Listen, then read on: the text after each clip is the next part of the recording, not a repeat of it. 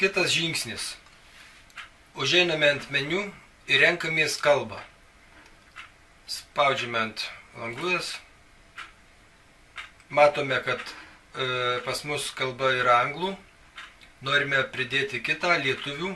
Spaudžiame eit pridėt. Spaudžiame rodiklę, ieškome lietuvių kalbos sąraše.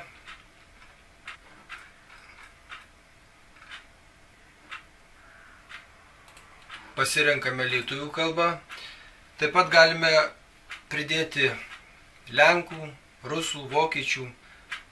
Pridedame dar vieną kalbą, sakykime, kuri čia mums papuls, kad ir rusų. Spaudžiame pridėti. Žiūrime, kaip tai atrodo mūsų svetainėje. Spaudžiam turinys, content. Ir matome dešinėje pusėje esant 3 kalbas – lietuvių, rusų ir anglų. Paspaudžiame ant lietuvių, matome, kad meta klaidą, bet jau meta klaidą lietuviškai. Spaudžiame ant rusų, meta klaidą rusiškai. Spaudžiame ant anglų. Kodėl taip yra? Todėl, kad užeiname vėl į meniu, į page, kur puslapiai spaudžiame. Matome esant visas 3 kalbas.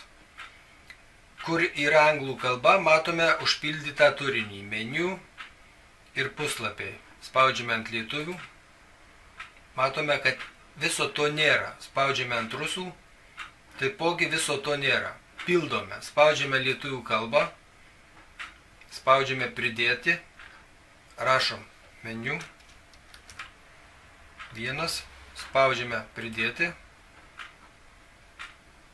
Spaudžiame rusų kalbą. Taipogi spaudžiame meniu. Pridėti.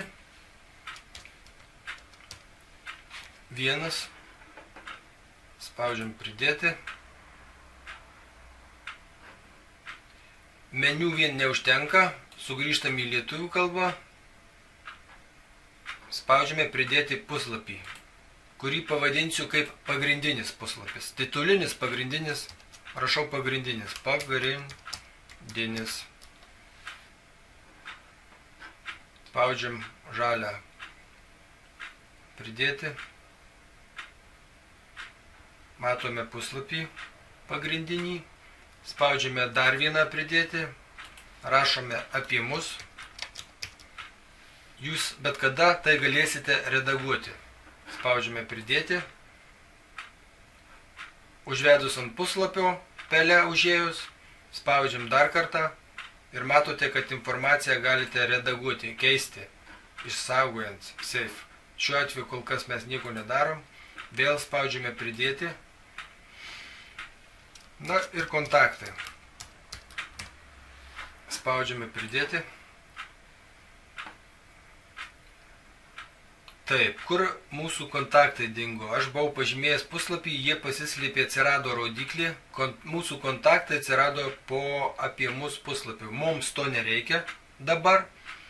Užvedame pelę, kairiu pažymimėje ir tempiame mūsų kontaktus ir atleidžiame pelytę.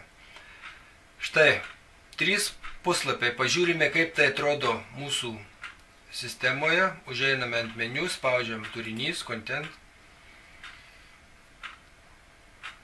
Spaudžiame ant lietuvių kalbos.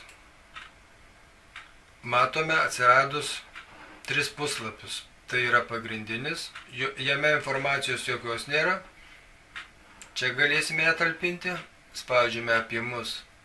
Taip pat jokios informacijos nėra. Spaudžiame kontaktai. Taip pat jokios informacijos nėra.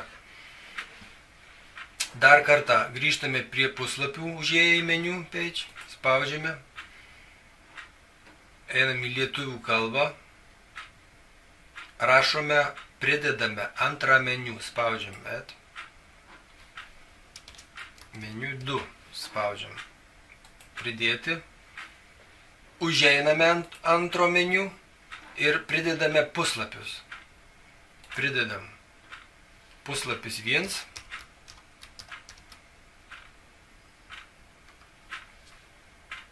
Arba galima parašyti taip. Mano foto. Spaudžiame pridėti.